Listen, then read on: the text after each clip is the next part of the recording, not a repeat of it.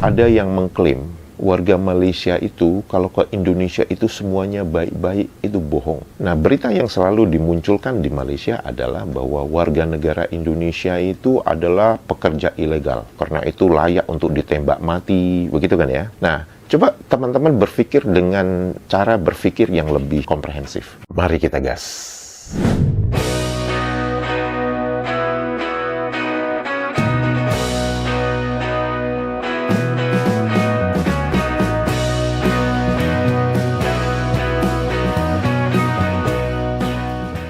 Halo, apa kabar semuanya teman-teman? Semoga kita semua dalam keadaan sehat walafiat. Amin ya robbal alamin. Selamat datang di kanal ini, kanal yang berbicara tentang perbandingan kosakata menurut Kamus Besar Bahasa Indonesia dan Kamus Bahasa Indonesia versi Malaysia. Kanal ini juga berbicara pernak-pernik dan informasi tentang negara Malaysia dan warganet Malaysia. Semoga informasi tersebut berguna untuk warganet Indonesia.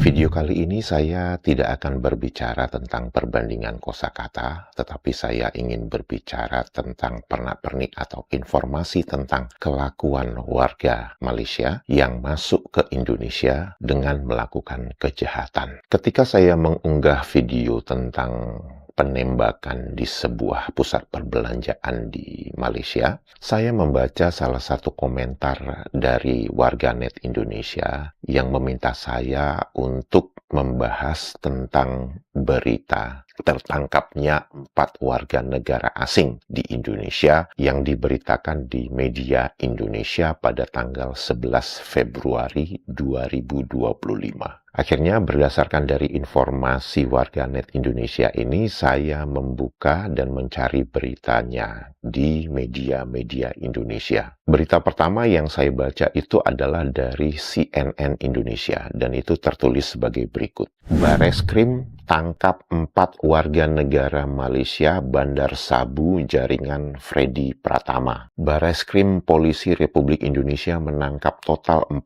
warga negara Malaysia yang merupakan bandar sabu jaringan internasional kaki tangan Freddy Pratama. Direktur Tindak Pidana Narkoba Bareskrim, Mukti Juharsa mengatakan bahwa keempat pelaku tersebut berinisial MLG dan O. Keempatnya ditangkap pada hari Selasa, 14 Januari di Sunter dan Bandara Soekarno-Hatta. 4 warga negara Malaysia yang tertangkap ini adalah bandar, bukan kurir. Ini yang mengendalikan dan menjual juga di Jakarta. Mukti menjelaskan dari hasil penyelidikan yang dilakukan keempat warga negara Malaysia kaki tangan Freddy Pratama itu telah 4 kali masuk ke Indonesia untuk mengedarkan barang haram narkotika jenis sabu. Ia menjelaskan sabu yang dikemas dalam bungkus teh Cina itu diseludupkan para pelaku dari Malaysia menuju Pontianak, Kalimantan Barat. Setelahnya sabu itu dikirim melalui jalur ekspedisi darat sehingga ke Jakarta. Jadi, 4 warga negara Malaysia ini masuk ke Indonesia untuk menjual sabu di Jakarta. Dalam penangkapan itu, Mukti mengatakan pihaknya turut mengamankan barang bukti berupa sabu sebanyak 15 kilogram dalam kondisi siap edar di sebuah pergudangan di kawasan Sunter, Jakarta Utara. Lebih lanjut, ia mengatakan saat ini Bareskrim Polri tengah bekerja sama dengan polis di Raja Malaysia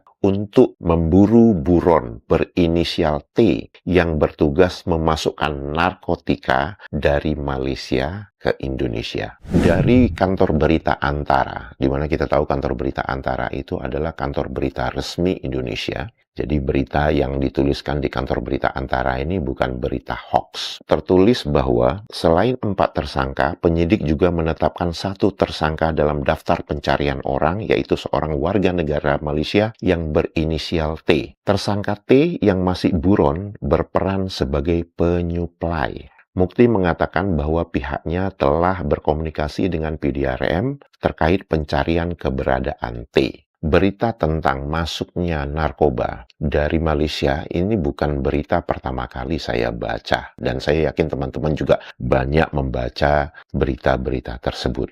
Nah, yang menarik adalah kalau sebelum ini polanya itu adalah Itu masuknya dari Semenanjung, kemudian melalui penyeberangan, itu masuk ke Medan. Kemudian dari Medan baru nanti melalui jalur darat sampai ke Jakarta. Dan banyak tertangkap narkoba ini dari jalur Ujung Medini ini. Barang bukti yang tertangkap itu memang fantastis semua, teman-teman. Yang disebutkan di dalam berita ini tadi hanya 15 kg. Tapi saya pernah membaca satu artikel berita itu yang tertangkap itu sampai 60 kg dan itu tertangkapnya di Medan dalam perjalanan darat mau menuju ke Jakarta. Nah, hal yang menarik adalah teman-teman seperti ini.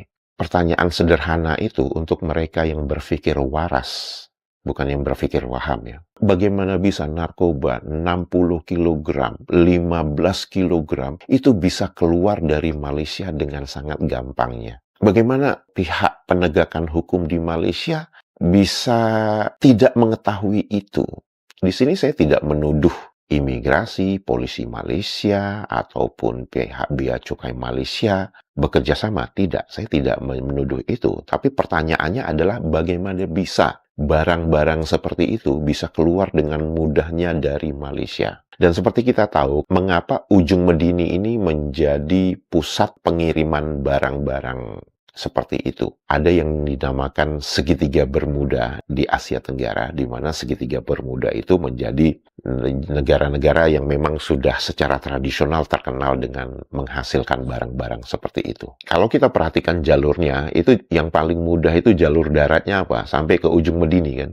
Setelah dari Ujung Medini, baru masuk ke Indonesia. Melalui pelabuhan-pelabuhan kayak di Pelabuhan Kelang misalkan gitu ya. Dari berita yang saya berikan tadi, itu menunjukkan justru sekarang jalur masuknya itu dari perbatasan di Indonesia dengan Malaysia yang ada di Pontianak. Nah, kenapa kok bisa sampai ke sana? Kalau memang jalur produksinya itu dari segitiga Bermuda yang di daerah Laos, Vietnam, sebagainya itu. Penjelasan sederhananya adalah bahwa barang itu tetap dibawa sampai ke Ujung Medini, tapi karena mereka mengetahui bahwa di daerah Sumatera itu penjagaannya ketat, barangnya itu dibawa ke Sarawak. Nah, dari Sarawak lewat jalur darat nanti nyebrang masuk ke Pontianak. Produksinya itu tetap aja dari jalur darat sampai ke Ujung Medini. Kemudian mereka mempunyai dua pilihan. Kalau mereka melihat bahwa di Sumatera itu sedang sangat ketat penjagaannya, maka mereka akan bawa dulu barangnya itu ke Sarawak. Nah, artinya apa? Dari Ujung Medini ini ada sesuatu yang aneh begitu ya. Bagaimana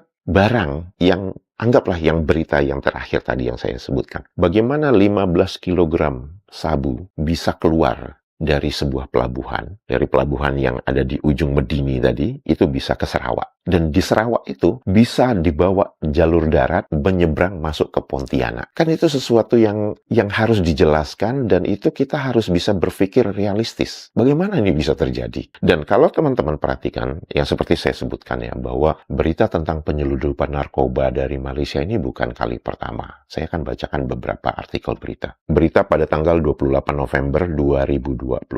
Bea Cukai, Polri, dan BNN gagalkan 2 penyeludupan sabu dan ekstasi asal Malaysia. Dan ini masuknya ke Tanjung Balai Karimun. Berarti artinya masuknya ke Sumatera. Artinya ini dari Ujung Medini langsung ke Pulau Sumatera. Jadi dia nggak ke Sarawak dulu. Yon Zipur gagalkan penyeludupan 4 kg sabu di perbatasan Republik Indonesia Malaysia. Satgas Pamtas Republik Indonesia Malaysia Zon Zipur kembali menggagalkan penyeludupan narkotika jenis sabu seberat 4 kg di perbatasan Republik Indonesia Malaysia di Sungai Tekam, Kecamatan Sekayam, Kabupaten Sanggau, Kalimantan Barat. Nah, ini kan masuknya berarti dari Sarawak. Tapi tetap sumbernya itu dari Ujung Medini. Dari Ujung Medini pilihannya bisa ke Sumatera atau pilihannya bisa ke Sarawak dulu baru turun ke Pontianak. Pertanyaannya itu adalah bagaimana kejadian ini bisa selalu berulang? Di mana polisi Indonesia selalu bisa menangkap penyeludupan sabu, narkoba dari Malaysia. Dan 2 berita yang saya sebutkan tadi, anggaplah itu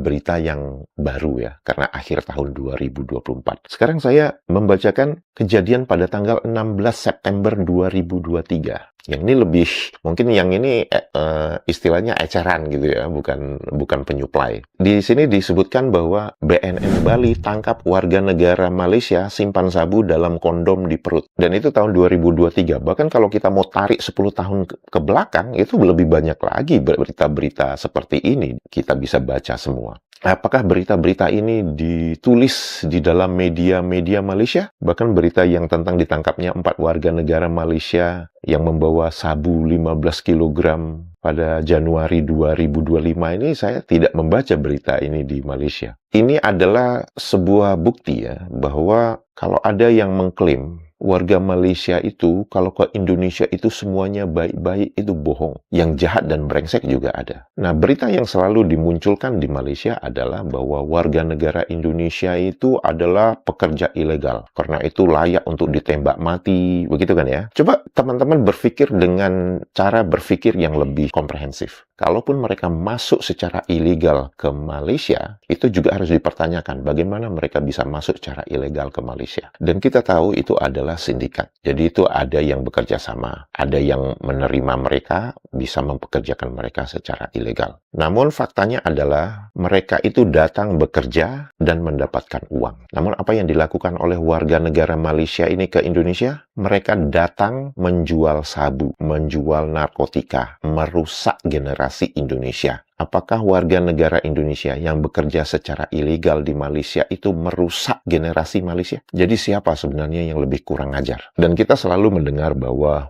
rakyat Malaysia itu baik-baik semua, rakyat Malaysia itu kalau masuk ke Indonesia itu tidak pernah melanggar hukum. Bohong. Itu hanya orang-orang yang berpikiran waham saja yang mengatakan seperti itu. Karena fakta di lapangan tidak menunjukkan itu. Bagaimana Anda mengatakan bahwa rakyat Malaysia itu mematuhi hukum di Indonesia kalau bisa membawa sabu 15 kg ke Indonesia? Itu yang namanya mematuhi hukum di Indonesia. Jadi saya berharap dengan video ini warganet Indonesia dan warganet Malaysia bisa melihat sesuatu dengan ukurannya masing-masing, dengan proporsional. Itu pesan yang ingin saya sampaikan melalui video ini. Jika video ini informatif dan bermanfaat untuk teman-teman semua, jangan lupa jempolnya dan komentarnya, dan untuk itu saya mengucapkan terima kasih. Sehat walafiat selalu.